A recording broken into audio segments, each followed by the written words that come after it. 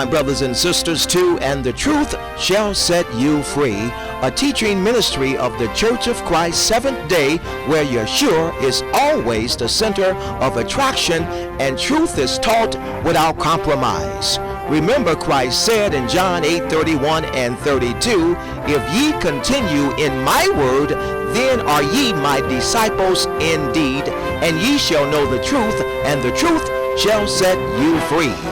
Now here's our anointed pastor and teacher, Pastor Ray McCullough.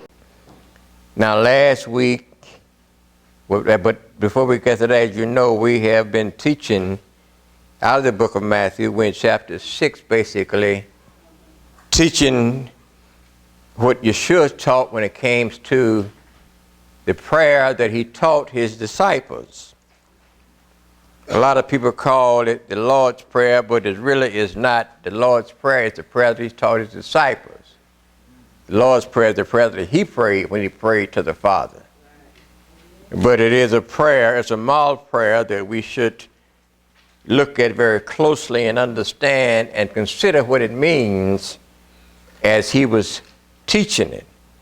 Now last week we spoke of the hallowed be that name. We had already explained to you the meaning of our Father which art in heaven, and we really went into detail last week on explaining to you his name and the name that he should be called and that he's really known by.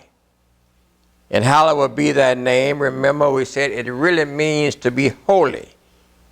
And that his name, his personal name is Yahweh and not God. That God is a title we use, but his name is Yahweh. Y-A-H-W-E-H,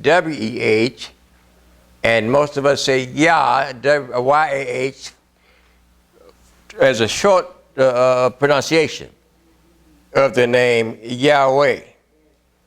Now, looking at it this week, we're going to move on a little bit further into the other part of the prayer that Christ taught his disciples is, "Let thy kingdom come.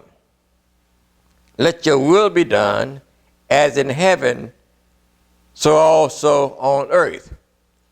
Now, that is seen to be, and I've heard so many people talk about the kingdom of God, the kingdom of Yahweh, and not really understanding what it meant by kingdom.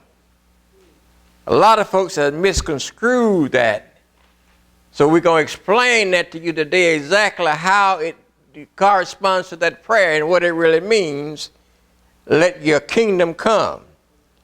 Now, my brothers and sisters, this phrase, the kingdom of God, is characteristic of the whole New Testament. No phrase is used oftener in prayer and in preaching and in Christian literature than the kingdom of God. It is evident, it is really evident that the kingdom of God was central to the message of Christ because of the number of times he spoke of it. The very first emergence of Christ on the scene of history, when he came to Galilee, and when he came to Galilee, he was preaching the good news of the kingdom of God. And as written in Mark 1:14, Christ himself described the preaching of the kingdom as an obligation laid upon him. He said, "I must preach the gospel. I must preach the good news of the kingdom of God for the other cities also. For I was sent for this purpose, to preach the kingdom of God." And if you want to mark that down, we'll find that in Luke 4:43 and Mark 1:38.